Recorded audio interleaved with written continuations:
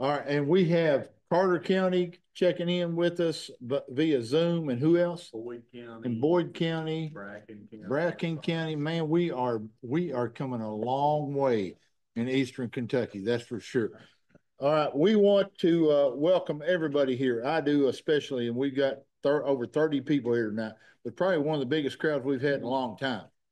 We will feed you if you come, for sure.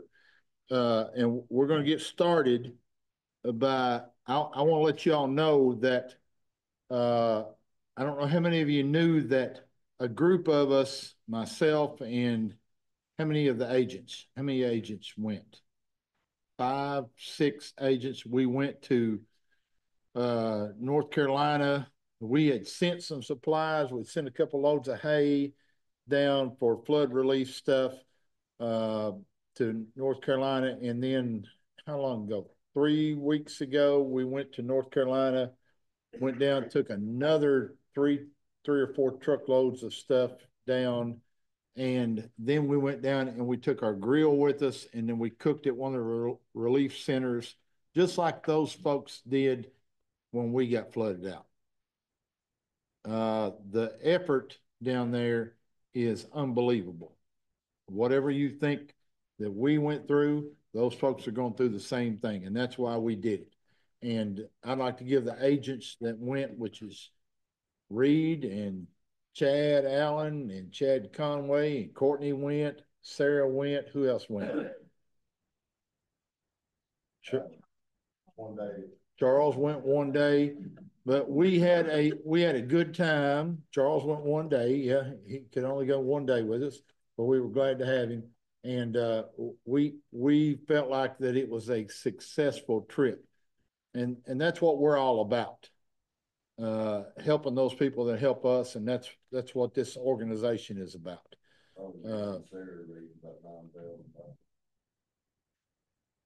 How much did she raise? Over $9,000 Sarah raised for that trip. We took cash and we took supplies, and that.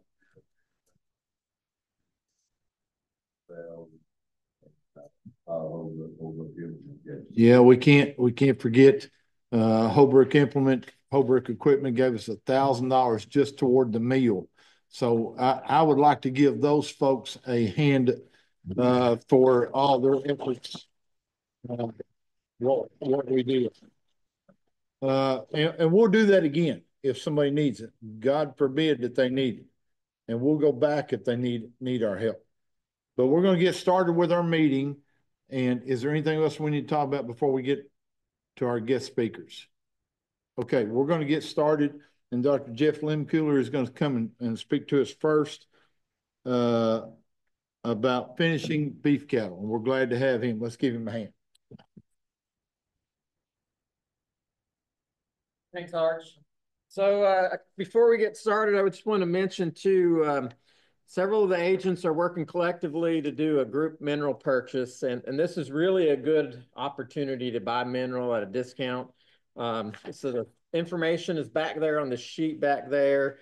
Why do we get worried about mineral? Well, a good reason for that is I just had a call yesterday or a text yesterday from a producer. He took a cow-calf pair in that had died on the farm and they had absolutely no copper or selenium status. And so we continue, we're in an area where we know that copper and selenium are deficient. There are two big challenge trace minerals that we have. They impact immunity, they impact reproduction, and white salt and red salt blocks just don't cut it. And so we need to be thinking about trying to use a good complete type mineral product out there. The agents have put together a good opportunity to buy different mineral packages. So you've got high mag for those spring calving cows that are going to be out there on that lush grass and the risk grass setting. They've even got some in here for fly control, those of you that want fly control. Most of these products are going to have a chelated or organic form of copper and selenium, and or they may also use like a Velafor, which is going to have an organic or chelated source of other trace minerals in it as well. But good opportunity, and prices here are pretty darn reasonable. I mean, $18 for a UKY bag of mineral is probably as cheap as you're going to find it in the state. and then 21 for the high mag, and only 25 if you want high mag with fly control.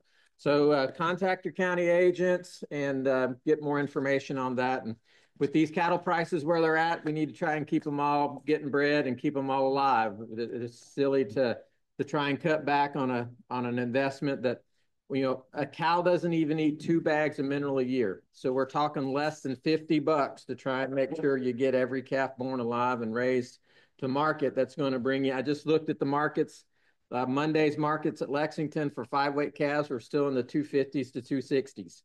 Looked at the futures markets for feeders, going from that January through November next year.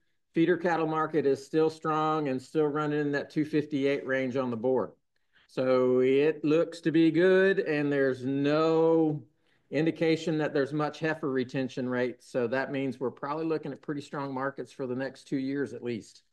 So with that, I think what I'm going to do is go ahead and start in here and tell you a little bit about the demo that we've got. Many of you probably realize that the farm crew here had just finished the hoop barn over here by the water area, the creek, and then we got the flood and lost it. So we came back and they put the other hoop barn up down here. And the reason we did that was this time we wanted to make sure we did things in kind of the right way. And we made sure that we were far enough away from what they want us to be from an animal management standpoint to we don't have to worry about runoff and some of those things. So that is really the only site that kind of could get us where we could put a structure up like that for cattle and be far enough away from the creek and that we won't have to worry about any chances of flood and or runoff. So next slide. So real quickly, Dr. Henning is here. He's going to share with you about the hay contest and some of the results. Before we get into that, let me tell you a little bit about my role in it. I do kind of a rapid kind of screen of the results. I'll do a really quick evaluation. I do basically 3 groups of cattle. I do like a 5-weight steer, gain 2.5 pounds.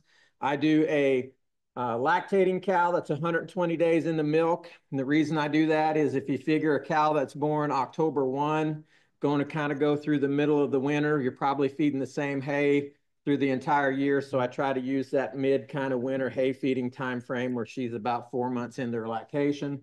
And then let's see, I do a dry gestational cow for all of you that are spring calving and have weaned calves off here October, November, and then going to take that cow through the winter. So that's the 3 kind of groups that I will do. And the agents have those reports, and then they can clip out or give you kind of my assessment of nutritionally what they need. What it doesn't do is it doesn't really fine tune things if you're using special feed groups and that, or maybe you've got a custom blend or you're using ear corn and bean meal. So if you want something fine tuned like that, reach out to your agents and we can do that. But there's just too many between this contest and the Central Kentucky contest. I think I had over 500 to go through, and I haven't even started the last one. So don't tell me, Dr. Henning, how many's in there. The other thing it does that I don't do is I don't do bred heifers, and I don't do anything that's a weaned heifer that you want to develop into breeding stock. And the reason I don't do that, again, is sheer numbers. And typically you're dealing with 10 to 15% of the animals on the farm that are your replacement females. And I'll be quite honest, I'm just selfishly not going to do that, because if I do that for 700 samples and there's only 50 of you that need it, it's a lot of time and effort on my part to do those. So if you have bred heifers or developing heifers, you want something specific for, again, reach out to your agent and we're happy to do that. But I just don't want to try and get a lot of things out there that take time and it's not needed.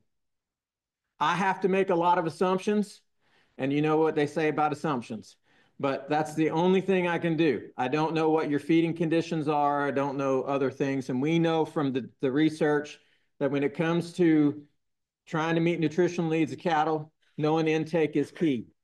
And because if they don't eat, they're not getting the nutrients in. And so I have to assume that your hay is good. It's not moldy. It's not musty. They don't have to go through 2 feet of mud to get to the hay, those kinds of things. So if there are different conditions on the farm, that gets to be a challenge. And what we know from the research is only about 60% or so of the actual hay intake is based on nutrient quality.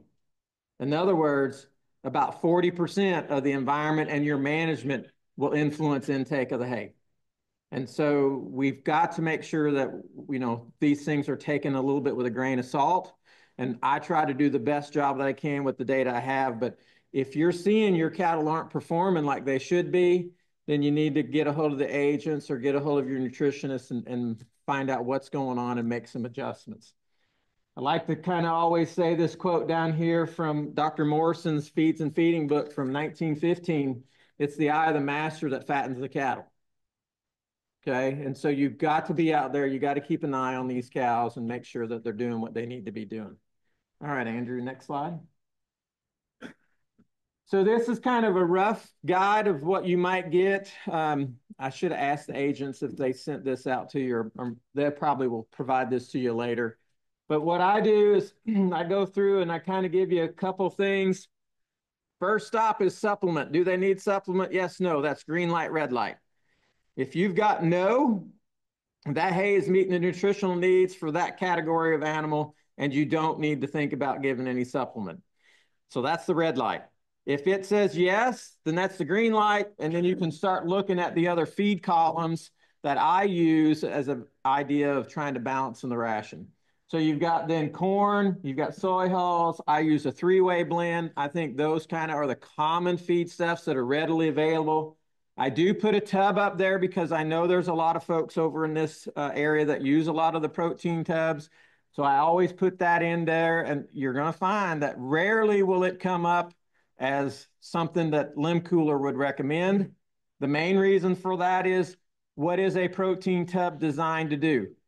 It is designed to deliver protein supplementation. Most of your hay samples are pretty good in protein, but they lack energy. And so you'll find that we've got a lot of the columns are going to say we need corn because there's usually sufficient protein and we just need a little bit of energy. And with the corn market where it is at $4 right now, corn is probably one of your cheapest calories that you can get. And so that's why corn's going to come up there quite a bit. Now, I have kind of constraints in there. I'm not going to let you feed so much corn that it's going to be a digestive problem for the cows.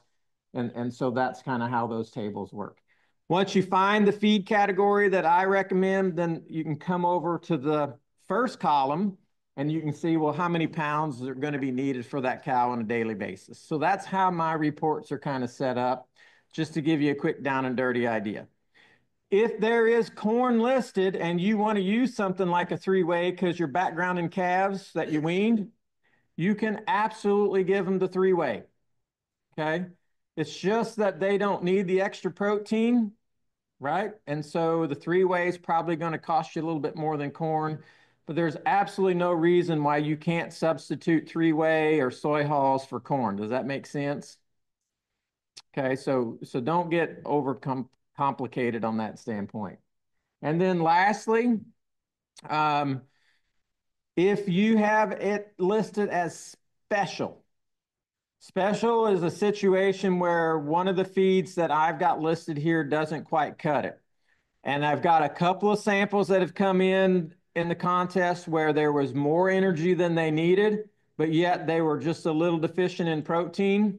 And so they need something like maybe a pound of soybean meal or something along that line. So there's some specials. The majority of the specials are going to come in on the feeder calf side, though, and the reason for that is a lot of those are going to need like a 16 to 18% grower ration, and the three-way only comes in usually around 13 to 14%, so it's just not high enough to get the protein that those calves need. All right, so if you've got a special, reach out to your county agent, and then we can take a closer look at that hay for that class of animal, and I can make you a better recommendation on what to feed. But 9 times out of 10, it's going to be on those feeder calf groups, and you need to be just going and buying a 16 to an 18% rather than going and buying a 12 or a 14%. Okay? Next. Oh, you can go through all that. I explained all that. Sorry. Should have told you, Andrew. All right. I kind of covered all this on energy, but why do I like corn? Again, because current markets it's the cheapest energy source that we have and it's widely available. You can use ear corn, you can use shell corn. It doesn't really matter. I already went through a little bit of this on the soy hulls. I throw distillers grains in there because typically distillers grains has been one of our most economical feedstuffs to get protein in. So, and it's widely available with all the bourbon distilleries we have, as well as the ethanol plant. So I have shifted to using the distillers as my main protein source. If you want to use gluten feed, just let us know and we can substitute gluten feed in on that. Gluten runs about 22% protein.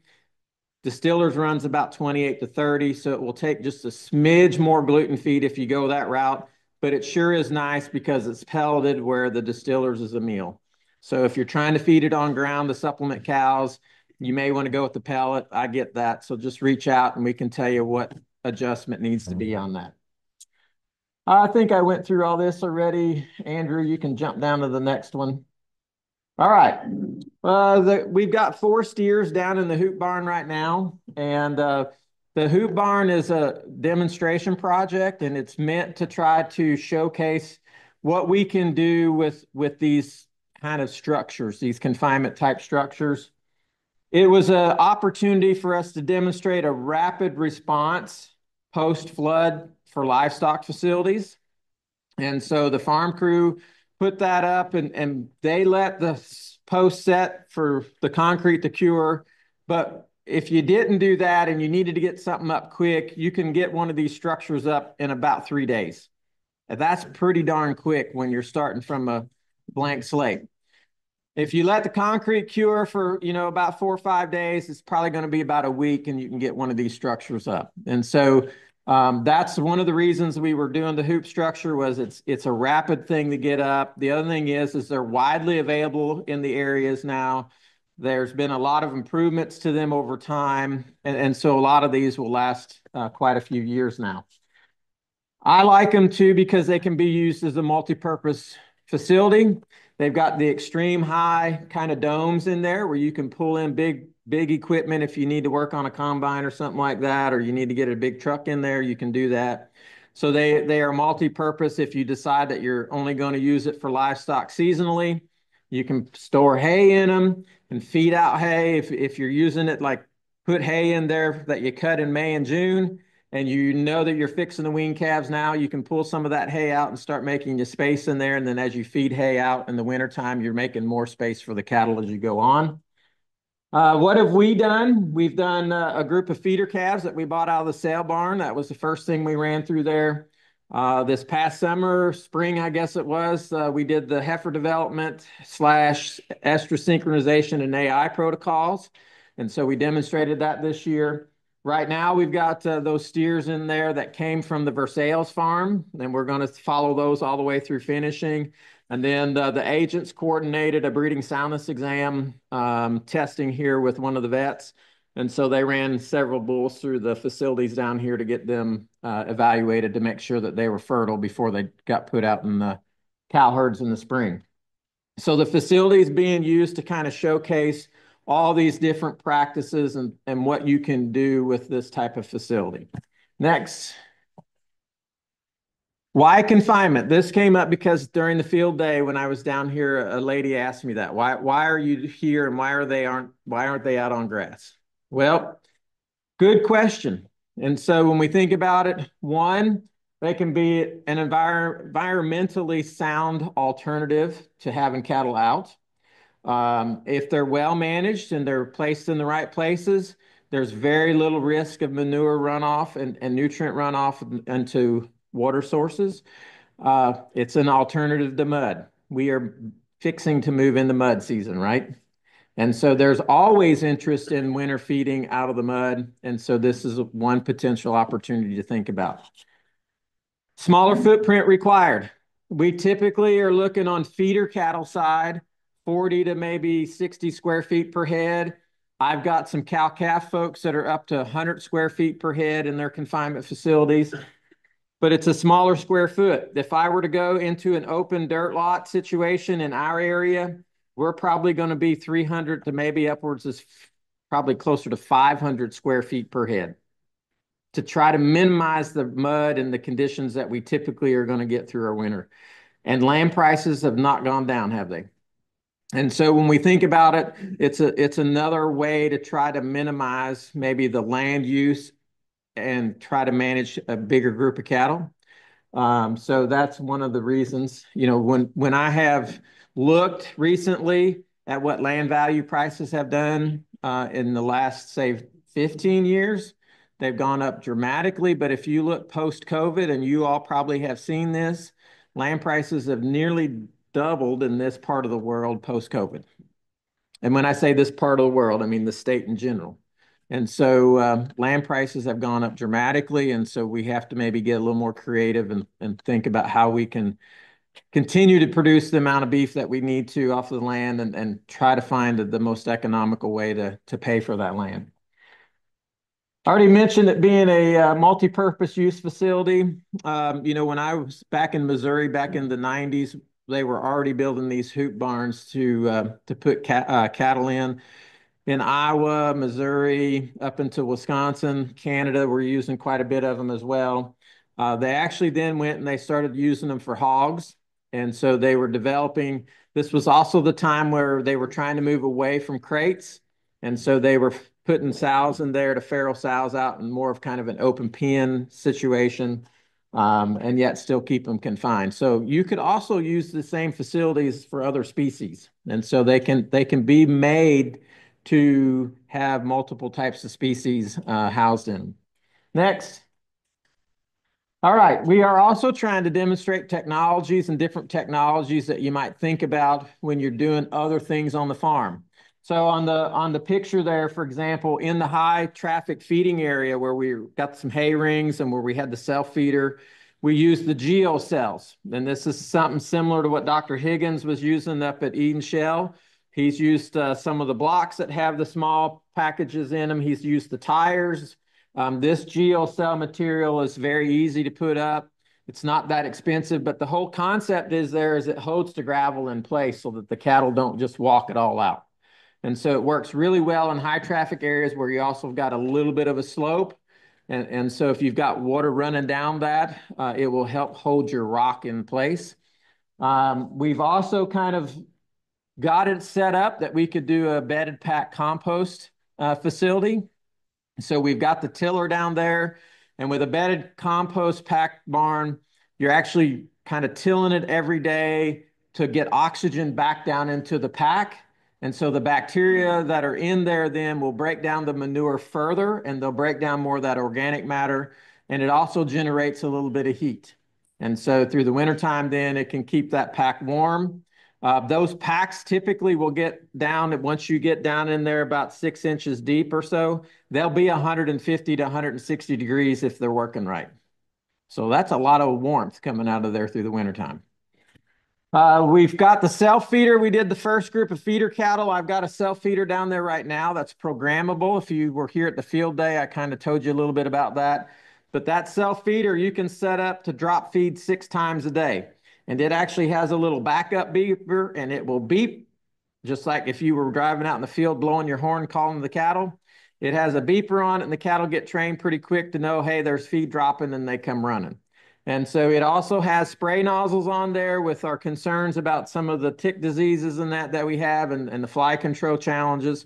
It's got sprayers on there that you can set to, after so long, when the feed is dropped, that the sprayers will emit your insecticide and get the backs of the cattle. So there's just some different pieces of technology that folks are thinking about trying to build into these things, and we're just trying to demonstrate a little bit of that here. And then the Wi-Fi camera, Jessica, this was actually one of her ideas that her family uses these Wi-Fi cameras during calving season. And so we're going to, as soon as the new barn is up, or new building is up here, we'll be able to tie that into the Wi-Fi system and then be able to get on, and you can check the cattle from your phones. And why is that important? Well, if you're working, 70 to 75% of our cow-calf folks in the state have full-time off-the-farm jobs. So if you can have a low-cost $65, $70 camera that you can be at work at lunchtime and scroll up, and you have a calving pen or a calving barn or a lot, and you got a camera set up on Wi-Fi, and you can look at and see, do I need to run home at lunchtime? Is there anybody calving? Or, oh, they just had a calf. I probably ought to run home, get that calf tagged real quick. That's a pretty low investment type of technology that's out there. Next. All right. Why are we feeding cattle? Demonstration of alternative marketing strategy. This continues to be one of the top priority questions or issues that are raised in surveys that you all filled out. All right. And so sometimes alternatives are marketing differently. And so that's one of the reasons that we wanted to demonstrate finishing cattle for freezer beef down here. Combat food insecurities. Okay, so we know that there's always challenges with having plenty of food around. We know what COVID did. We don't know when the next COVID will happen or whatever it may be. But this is one opportunity to think about in a broader picture of locally sourced foods and helping the community, providing community access to locally grown beef. Increase the knowledge resource in the area. So I think the farm crew here had very little experience with cattle and managing cattle through the different stages. And so we're trying to increase their exposure and their experiences so that they also become a resource here at the station for folks that come through. There's a lot of youth that come through here on field days. And if our farm managers are exposed to cattle production, they can answer questions that the kids have. And so we're trying to also think about that next generation by having more people here on the station exposed to it as well as the agents being able to use the facility as a resource for educational programs. All right, next. We're getting close. All right, if you're going to feed cattle out, do an enterprise budget. Know what to expect. It's a long-term investment, okay? If you think about it, you need to think about finding a processor because they can be a challenge to get into. It's a little easier now than it was. It used to be about 12 to 15 months before you could schedule one to get processed. That has lightened a little bit because we've expanded and we've had some new processors come on. Have realistic expectations on gains. Somewhere around 2.8 to 3.5 pound a day gain in most of our farm situations is pretty realistic.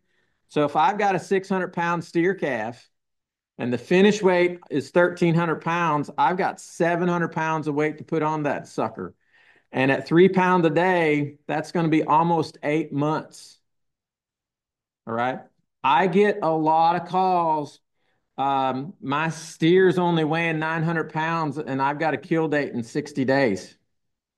There is nothing that I can do to make that sucker gain enough weight to go from 900 to 1,300 pounds in 60 days. And so you wind up harvesting a glorified feeder calf. And then they say, well, it didn't have any marbling in it. And so there's some reasons that we put these up here. Chad was showing me earlier, they did cow weights the other day, and he had some cows that were a lot heavier than he thought they were going to be. They were pushing down 16 to 1,700 pounds. We figure based on our local cull cow market prices and weights, if we look at where a lot of the weights are coming in on our cull cows, we're 1,300 to 1,400 pounds arch on average cows coming through that are probably a body condition score low. So just think about that these cattle then are bigger than what you realize. Set yourself up to make a profit. I am always amazed, and I know why people do this. But Arch, we see too many folks that know that they can't charge what they need to charge because people just won't be able to afford it. But if you know that by doing your enterprise budgets early and have realistic expectations, then maybe you can price it at a point that you can make a profit. But if you can't, and you can't justify charging $7 or $8 a pound, then maybe you ought to not be doing it because it is going to be more than what you're going to get out of the store. And you've got to have a game plan to tell those producers or tell those consumers, this product that I'm producing costs more, but here's the reasons why. My cost of production is this. My processing cost is this. Don't do this just to give money away. Do it to try to make money as an alternative market opportunity for you. Next. All right. These are the 4 guys down here. And so what each group of bars shows you is a steer. And then the blue bar is from the day they arrived to 15 days after they were here. That's their rate of gain. So rate of gain is going up and down. The orange bars is for the next 3 weeks. And then the gray bar is the sum of basically just under 40 days. It's 37 days from when they arrived to when they took the weights a couple weeks ago. The L2, he was 560 when he came in here. And then the L42 was 565, L86 was 630, and then L73 was 720. So according to our scales, whether or not this actually is right is questionable, but L2 gained almost 11 pounds a day in the first 2 weeks. What's that tell you? You started him to death. He came from the Woodford farm. They didn't go through a sale barn. They came from the research station up there, put on the truck, and came right down here. There is some shrink and there is some gut feel, but I'm going to tell you, I don't buy those numbers. I think there were some scale issues going on, right?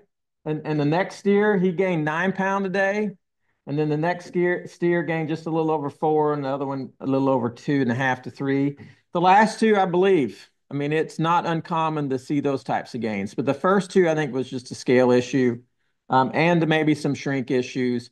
But the point on that is, if we look more cumulatively at the weight gains, these cattle can very easily do 3 to 4 pounds a day. And if you feed them right and you give them decent quality nutrition, they're going to put pounds on pretty quick. And so the biggest challenge you're going to have is trying to make sure that you keep the feed in front of them if you want this type of gain. And that gets costly. These guys, you want to go to the next slide, Andrew? Thank you. These guys, I had them set up a step-up protocol because they came off of grass and were getting just a little bit of silage, not corn silage. They were getting rye silage. And so I went through a little step-up protocol here. I assumed that they were going to weigh in the 6s, so I wanted to start them here at 1% of body weight of grain. And then I usually go every 4 or 5 days, bump them a pound of grain. All right. And so that is my step-up protocol that I sent to Daniel to send to the guys here to actually follow to work these cattle up and change the rumen from a forage-based rumen to a high grain type diet. Okay. If you want these, Andrew's got this, the agents will have access to it. They can send these out to you. But this is a pretty typical transition program that I'll follow. It's very conservative. Most of the yards are going to do this in 2 to 3 weeks.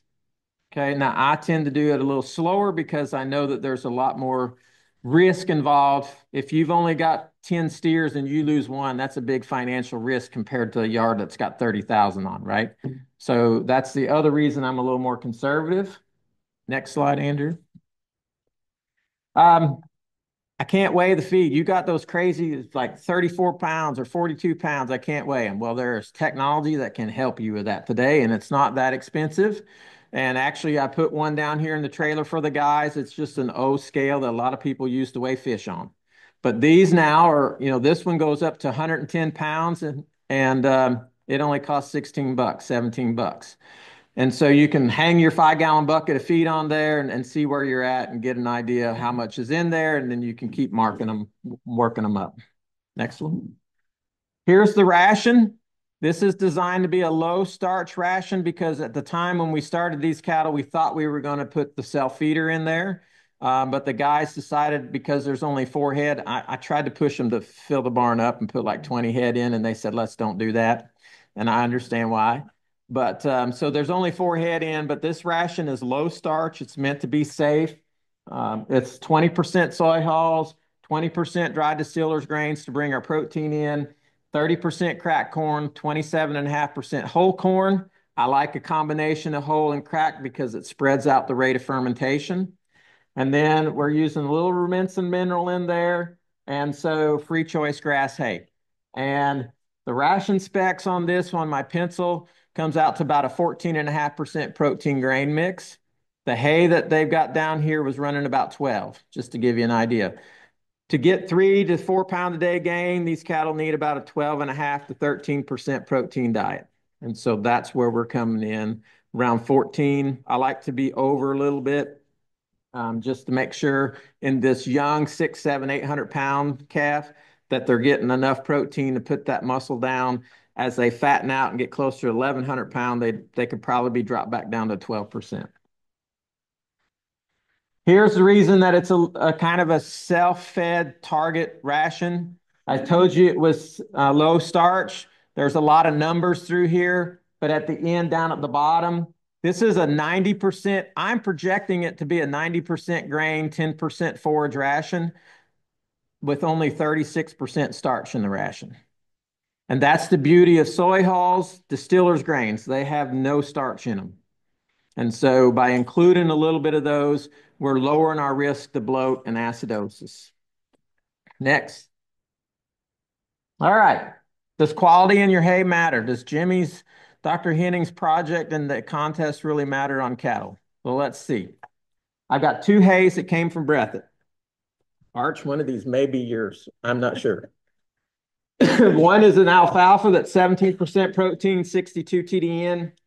The other is a grass hay that's just under 9 and 51 TDN. I valued the alfalfa at $250 because I figured you all over here could sell it for $6 to $7 for horse hay. So at 6 1/4 for a 50-pound bale, that's what $250 a ton is. And then I threw fescue hay in there at $70 a ton, and that's about $28 for an 800-pound row. So $30 a row. I would have used 30, but then it would have been wonky. $70 just makes it nice for a $70 per ton value. All right, so you can't read these results. So basically what I did is this is the finishing ration, and all I want you to see is the numbers over here. I just put the pictures up there to share with you. I ran it through the ration. 17 pound of grain, only 3.5 pound of hay a day, because we're trying to finish cattle. We are not trying to grow them. With the alfalfa, it's predicted to have 3.9 pound per day gain in this ration. And we are overfeeding protein by about 17% with my ration that I have. So what does that mean? If I fed alfalfa, I could reduce that 14.5% protein in the grain mix, save myself a little money. All right, that's one of the values of alfalfa. Next, the grass comes in, 17 pound of grain again. It's that same amount of hay at 3.5 pounds of hay. My gain slips a little bit. There's not as much energy in it, right? So if you don't get as much energy in from the hay, performance begins to slip. It's not that big of a difference. It's only 3.8. You might say you wouldn't even see it, right? All right, but what happens if we switch to a grower ration? Next slide. In a grower ration, hopefully you can see these. But in a grower ration, I'm running 1% of body weight as grain, and then the rest is going to be made up of the hay. And in this first ration, we've got the grass hay. The allowable gain here is 1.86, 1.84 for protein. So with the hay, feeding 1% of body weight of that grain mix, and all they can eat on hay, where I'm figuring the hay intake is going to be about 10 pounds, we're only going to get about 1.8 pound a day. With that grass hay valued at $70 a ton, my feed cost per day is $1.10. My cost of gain is about 60 cents a pound. Okay. Cattle are selling for $250 to $260. Feed cost of gain alone is costing you 60 cents. That's not too bad, right? Let's see what the alfalfa then looks like. And we'll go to the next one, Andrew. All right, with the alfalfa, same deal. All I did was swapped out the hay, but the hay's costing us $250 versus $70, right? Getting 2.4 pound a day gain now. Do you see what the impact of forage quality can have in rations where the hay is comprising a big part of it?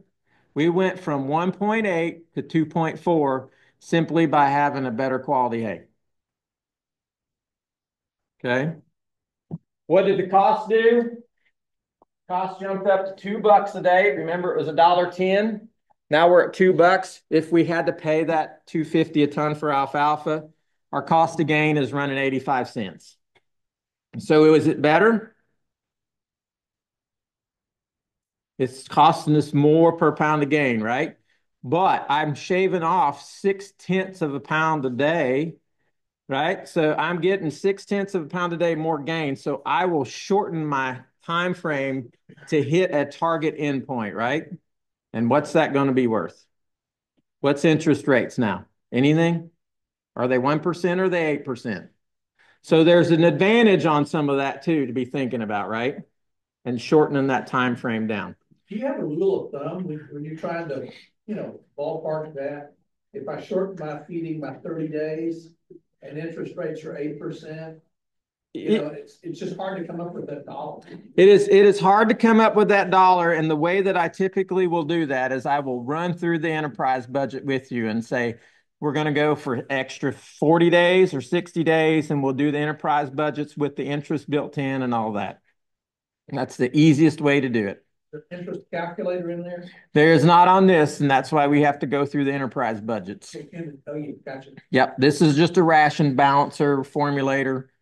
But I want you to understand that, 0.6 of a pound a day advantage is significant. And that's just, feeding grain at 1% of body weight. All right, so it does have an impact. Next. All right. In summary, just wanted to kind of drive home why we do the forage test. Wanted to share with you a little bit about the hoop barn. Wanted to encourage you to come by and look at the cattle. If you've not seen cattle finished, come down here about every 4 weeks, Arch. Notice how much they change, because every 4 weeks they're going to be adding almost 100 pounds. And so you'll be able to see that evolution from a feeder calf to a finished steer from now until they get done. And then we're going to take them probably up to the meat lab, and we'll kill them up at the meat lab. I'll try to get the carcass data back, and I'll get pictures of the carcasses as well. We may work with the agents if we can figure it out with Dr. Renfro. If there's interest in bringing a group from here to look at the carcasses on campus, we might be able to coordinate something like that too if there's interest. We're really just trying to use the hoop barn down here to demonstrate practices and technology and get as much exposure for the beef industry as we can with our kids too, because that's the next generation of beef eaters we're going to have. And it's easier to kind of expose them to things now and teach them why we do things and why we're doing things the way we are. And that was, the great question the lady had. Why are they in confinement and not out on grass? And, that's a fantastic question, and one that we've got to be prepared to answer. Any questions? I know it went long, but hopefully it kind of gave you a little idea of what all we're doing, and hopefully the value of that forage test. It is for 30, even if you go to the commercial labs and it costs you $30, it is one of the best pieces of information that you can get to be able to lower your cost of supplementation. Don't overfeed if you don't have to. All right. Anybody want to take a guess what a protein tub costs per ton equivalent dry matter basis is? Like, if I took a tub that costs $75 for a 250-pound tub, actually they're 200-pound tubs, but let's say $75 for a 250-pound tub. What is that cost per ton on a dry matter basis if I make it equal to like a three-way mix on the dry matter basis? That's over $1,000 a ton. It's around $1,050 to $1,100 a ton, equivalent to a feed mix that you're probably paying $200 a ton right now for a three-way or $250. So you're buying a lot of convenience in that sucker, but at the end of the day, if that's the way you're going to supplement and that keeps you getting them some nutrition, it's better than doing nothing. But just realize it's expensive. All right, that's all I got, Arch. Let's give Dr. Lehmkuhler a big Thank you.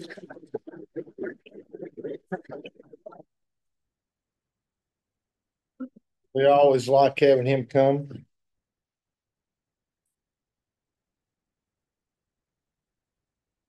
Dr. Henning, come forward, please, sir. Todd, did you want to say something? This is probably going to be good. He said he wanted to say something. It's a privilege of being a part of Dr. Henning's problems throughout the past 20 or 30 years. Those of you that don't know me, my mom and my dad were heavily involved in agriculture throughout the years. And Mom had introduced me to Dr. Henning back probably 30 years ago. And it's been a pleasure to be part of what Dr. Henning has engaged in the state of Kentucky. So today, when he stopped in, he had probably no idea that I was going to show up and be and be a part of this. But Dr. Henning, I want to really extend a thank you for this end of the state, what you've done for us, me personally, the leadership. I don't think we can thank you enough. But what I told you today, just having someone to rub shoulders against, it means a lot. When I was an agent back in 2001, I called Dr. Henning. I'd never grown alfalfa in my life, and we tried it in Lee County, of all places. And it was late, and I called Dr. Henning. I said, we're a little late getting this out. He said, don't worry about it. He said, it'll come up. And I'm like, you have no idea what we're dealing with, but it did. And throughout my life, I've kind of lived by that. You just got to do something. It'll come up if you try, and your efforts are there. But Dr. Warren, the one thing I would say that Dr. Tripp told me at the University of Kentucky, and I'll never forget this, it costs $2 to palpate a cattle. $2. Okay? The cost of knowing is nothing compared to the cost of not knowing. So these hay samples, guys, they're so valuable. Put forth the effort to do that, soil tests, things like that. It benefits you and me. And Dr. Henning, thank you so much for what you've done for Eastern Kentucky. Oh, man. Thank you.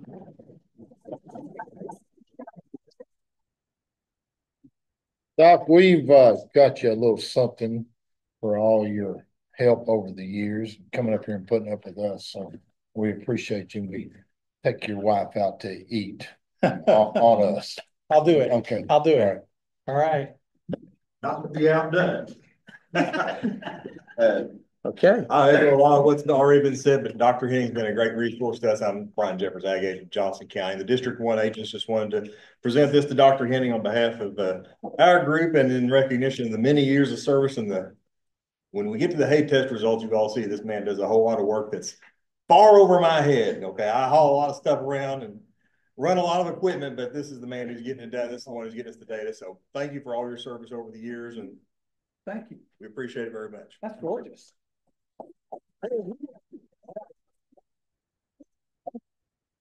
Now what am I supposed to do? I'll put it back here with you. I still have to sing for my supper, right?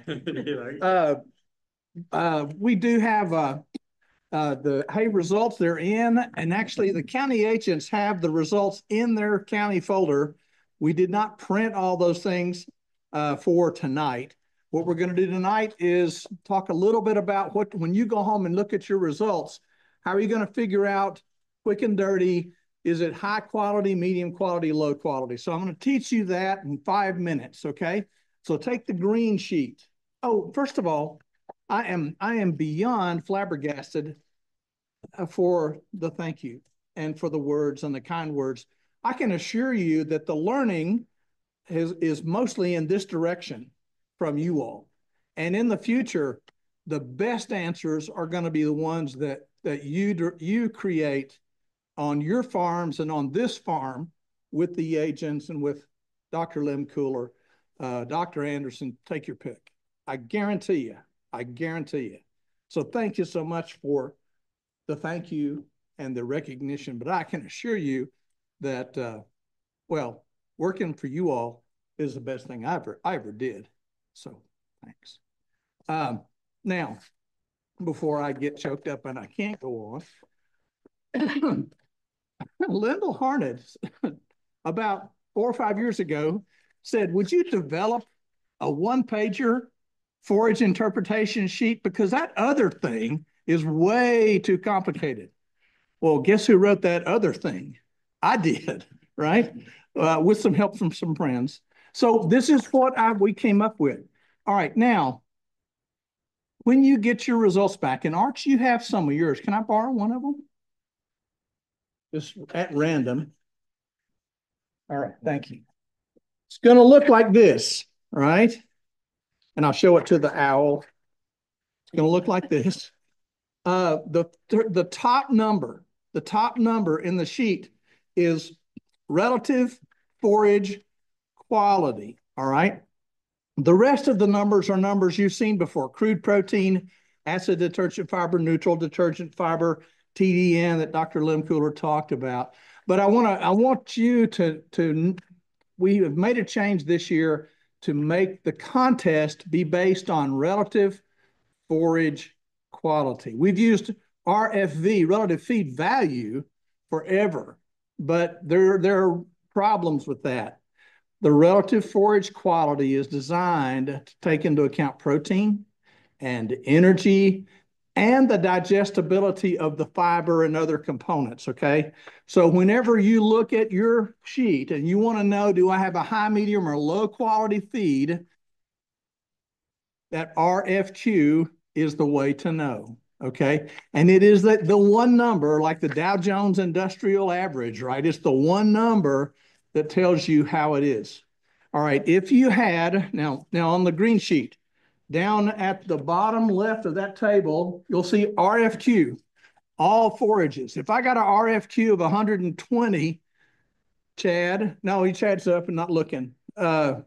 Charles, if I got an RFQ of 120, is it high, medium, or low? Medium, yeah, phone a friend, right, medium. All right, and if it's 140 or above, what is it? High, right? So whenever we're calling out numbers tonight, 140, if you're above 140, then we're high quality. The problem with using RFV is that it discriminates really heavily against grasses, okay? So RFQ, much better. And Dr. Lehmkuhler helped me put together these bars on the back. RFQ is not a nutritional term. You can't go down to the co-op and ask for 20 pounds of RFQ. It ain't there, right? You got to ask for protein or energy. And the way you got to figure that out is have Jeff teach you the ration balancing program or have your agent do it. But if you want to take yours, and I'm going to take Arch's here, crude protein is 12.6. So draw a straight line at 12.6. Heck, it won't even fit on the graph, will it? 12.6 proteins off the charts, right?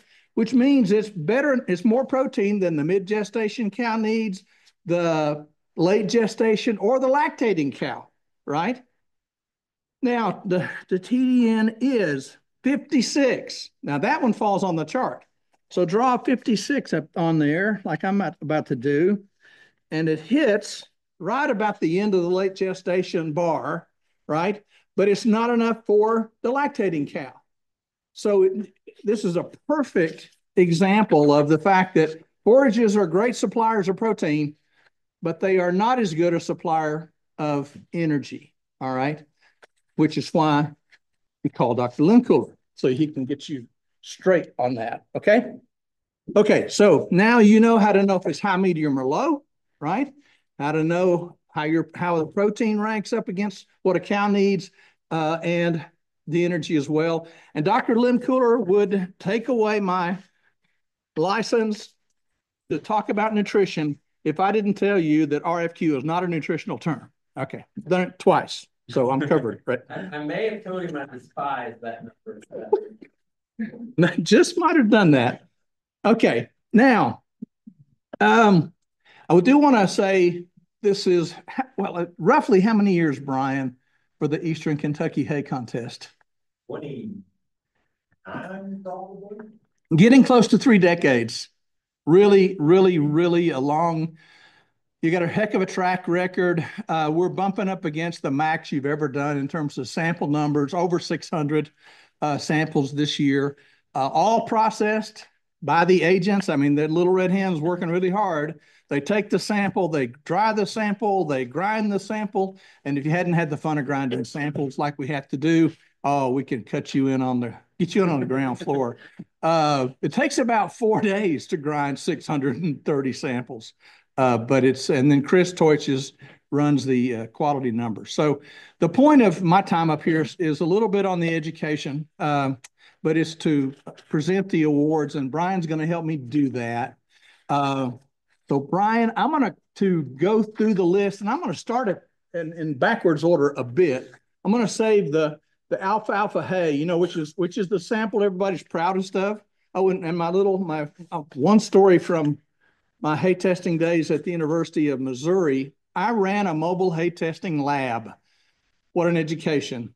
And everybody would bring me their alfalfa hay, and they really were proud of that. And they would almost, as an afterthought and in an apologetic way, bring me their red clover hay, right? And that didn't take me long to figure out that I could have a little fun at their expense. And we had a straw bet. I said, well, which one? You want to take a bet about which one comes out higher on TDN? Oh, well, that's alfalfa every time. It was red clover every time. I never lost that bet, right? So we're going to start with the summer annual silage, and we may not have to get down into the ribbons, but anyway, if we do, we've got plenty of ribbons, all right? So summer annual silage, third place, Boyd County, hear that, Boyd County? David Horn with an RFQ of 151. So now, is that a high, medium, or low quality forage? High. Yes, it is. All right. Second place, same category, Alicia Ward from Morgan County with an RFQ of 156. First place, and Brian, you can take this home to them, Zelmer and Nolene Younts with an RFQ of, let me see if I can read over here, 178. So that is really, really smoking good for summer annual silage. Let's give them a hand.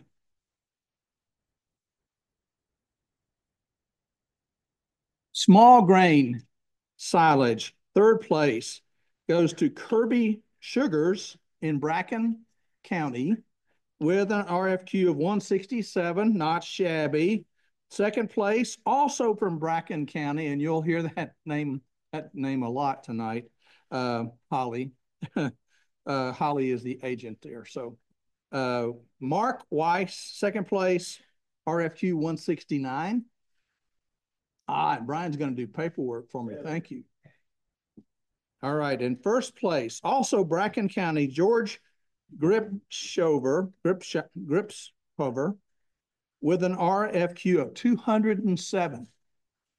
And that's a small grain. That's a grass, 207. All right. Remember that number. It's over 200. Okay. Ready? Yes. Okay. I'm going to move to the next category, which is the mixed grass legume silage or baleage. And the third place is in Menifee County, Jeff Zawodzki with an RFQ of 138. Not too bad. Second place, Fleming County, Jimmy Newsom, RFQ of 148. First place, Boyd County, Ray Salmons, RFQ of 149. So let's thank them. All right. All right, the grass silage, third place, Bracken County, Philip Cummins, RFQ of 129. You got that, Brian? All right. Menifee County, grass silage, Mr. Jeff Zawodzki, RFQ 133. And first place, Bracken County with an RFQ of 133. Obviously, there was less than a few tenths separating first and second there. John Dixon, first place, grass silage or baleage. All right. Good. All right. Into the alfalfa grass baleage or silage category. Third place, Bart Hamilton from Bracken County with a 166 RFQ. Second place from Bracken County, Dale Hamilton, RFQ of 171. And first place with an RFQ of 181 in the alfalfa grass silage category is Taylor Saunders. And if I'm not mistaken, that's a frequent flyer in this contest and has won it several times. It is, oh, pardon me, Robertson. Robertson. Yes, I didn't say that. Thank you. All right. Moving up to the alfalfa class, right? We did not have enough to give 3 ribbons in this category. Doesn't mean that it wasn't competitive. It just means that some of the people who had alfalfa entered more than one sample, and we only let an individual get a ribbon in a class. Okay, so in the alfalfa silage, second place, George Gripshover from Bracken County, 144 relative forage quality. Take me a while to get relative feed value out of my vocabulary. First place is Kirby Sugars, Bracken County, 163 RFQ. Okay. I'll let Brian. Mixed alfalfa grass silage. But we don't have an alfalfa silage set of everything. You'll have to get onto me. Okay, we'll get that. We'll straighten that out. All right, now we're going to move into hay. Okay, so we're going to start with summer annuals, and making summer annuals into hay is not an easy affair. I've tried and I have failed. Third place with the RFQ of 107 from Bracken County is Charles Tolman, and that's the summer annual third place hay. Second place with the RFQ of 110, also from Bracken County, Jamie Bell.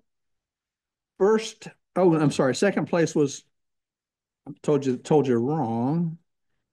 Summer annual hay is second place is Darren Williams from Bracken County with a 114. First place is 128 RFQ, Jamie Bell, Bracken County. Probably confused the fire out of Brian at that point. I don't have ribbons for that category either. How do we do that? That takes talent. Okay. All right. Leaving room for improvement is my career motto, by the way. All right. Small grain. That's the next guy. You really, we're letting the next person shine. All right. Small grain hay. Again, a small category, but still competitive. Second place, RFQ of 107, Fleming County, Brad Burke. First place in small grain hay, Robertson County, Todd Voles with an RFQ of 138. All right. Okay. Now we're going into the hay category for mixed grass legume. Third place from Fleming County, Brad Burke, 168 RFV. Second place in Boyd County, Scott Patton, 178 RFV. First place, Fleming County, Dennis Summers with a 182 RFQ. All right, we have how many classes left? 1, 2, 3, and then the overall winner. So here we go. In the grass hay category, third place, Frank Mock with an RFQ of 145. Dwight Malone. Oh, I'm sorry, Lewis County. Way to go. I think Kennedy Perkins up there. Second place also from Lewis, Dwight Malone with an RFQ of 148. First place is Bracken County, Kevin Cobb, 152 RFQ.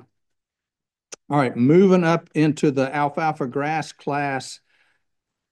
Third place from Lewis County, Frank Mock, 168 relative forage quality RFQ.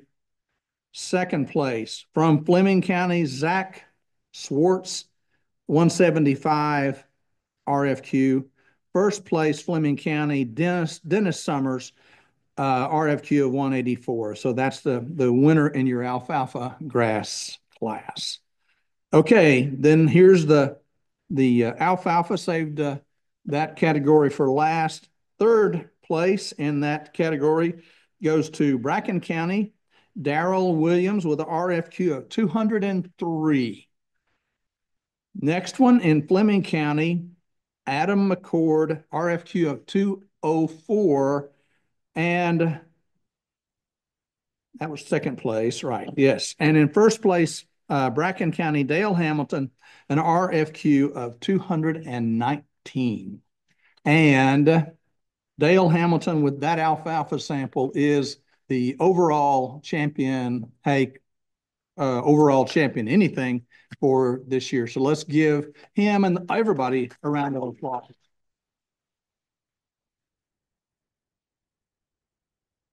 Ooh, and we still have some prizes to give some to award. All right. There are two other categories. O'Brien, anything else left in that? Yeah. All right. Two other things we will award every year. Number one is the person, the county that has the most hay samples. And for the last, in my recent memory, it has always been Rebecca Konopka from Carter County. And in her, she has had a big number this year. But this year, the first prize for samples taken in a county goes to Bracken County, 146 samples. Thank you. Yeah. So that's Holly Bowman. I know that Rebecca will be happy to pass the mantle, and we'll have a new sheriff in town, and Holly will be the one to beat. The other prize that we give is we take the top 10 RFQs of every county, and for those that have 10 samples or more, and then take that average, and then basically it's, the county with the highest quality average in the top 10. And I'll start with third place. Third place is Lewis County. The average in that top 10 RFQ is 155. Second place is Fleming County with a top 10 average of 170. First place, Bracken County, their top 10 average was 192 RFQ. So a lot of good hay out there, a lot of samples in the contest. Thank you. All right. And, the Mountain Cattlemen stepped up whenever we did this, when KDA was not doing this anymore, and we were doing this at UK. We needed some help to cover expendables, and the Mountain Cattlemen in all of your counties have stepped up and provided funding for that. So Arch, I want to thank you for that. It wouldn't be possible for us to do it because we break things. We have to replace them. But anyway, thank you so much for that. And any questions? I have a sheet with your winners on it here if you want that. And I have more of the infamous green sheets too, if you need that too. Okay. All done, all three?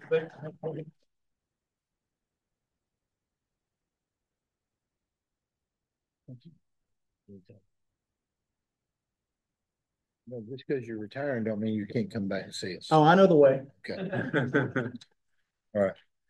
Todd, you were not here, but I did bring up to the group that how much we wanted to thank you for your company's donation for us to go to North Carolina and provide the meal for those volunteers down there. Let's give Todd another big hand.